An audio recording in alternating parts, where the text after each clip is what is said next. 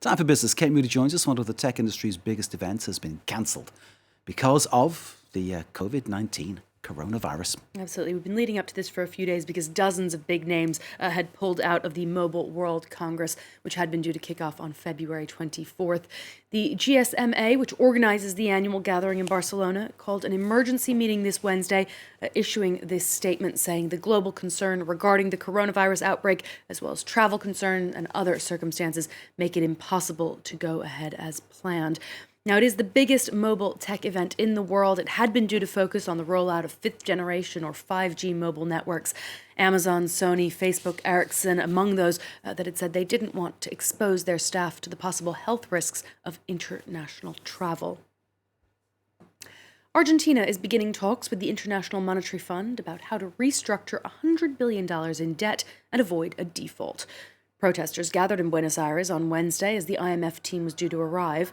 President Alberto Fernandez, who was elected in October, is hoping to delay or reduce the payments on a record-breaking $57 billion IMF loan negotiated by his predecessor. This week, the government announced it would postpone a nearly $1.5 billion bond payment due on Thursday until September.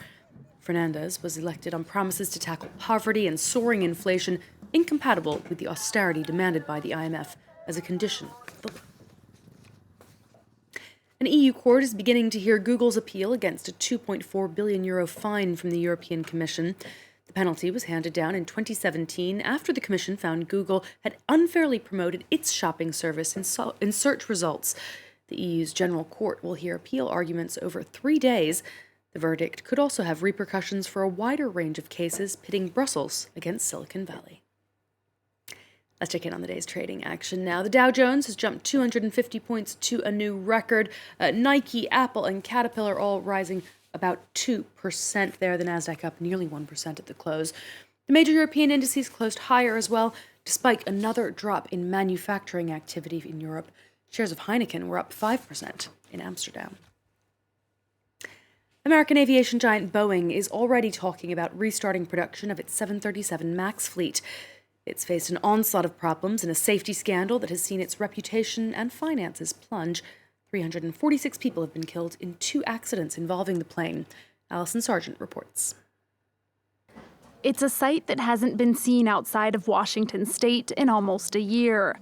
A Boeing 737 MAX plane in mid-air. One of over 1,100 test flights the plane has made with its updated software. The flight control system was blamed for the 2 737 MAX crashes that killed 346 people, leading to the grounding of the plane last March. Boeing is hoping to have the 737 MAX back in the air by mid-2020. But first, they'll need regulatory approval from the U.S. Federal Aviation Administration, and a certification test flight has not yet been scheduled. Despite the loose timeline, Boeing already envisions resuming production of the plane, which was suspended in January. We will begin production of the MAX again before the airplane returns to service. The exact timing of that is yet to be determined. And once we do return the airplane, the production system on, we will slowly but consistently increase rate. Earlier this week, Boeing reported that they received no new orders in January, a first since 1962. European rival Airbus, meanwhile, saw its biggest January order in at least 15 years and showed off a model of its newest jet at the Singapore Air Show. The energy giant BP has said it's aiming for net zero carbon emissions by the year 2050. New chief executive Bernard Looney said he would oversee a fundamental reorganization of the company's business, including more investment in renewable energy and a gradual reduction in oil and gas production over time. The announcement faced immediate criticism for lack of detail and so-called greenwashing, that is, pledging to reduce or offset its own emissions when the core of its business remains based on fundamentally polluting fuels. Take a listen to that announcement earlier on. Does that mean we'll be producing and refining hydrocarbons in 2050? Yes, very likely. Does that mean we'll be producing and refining less of them in 2050? Yes, almost certainly. And our aim is that any residual hydrocarbons will be decarbonized. Mark, just exactly a week ago, as Looney marked his first day as CEO, Greenpeace campaigners blockaded the London headquarters there with solar panels calling for change on climate change.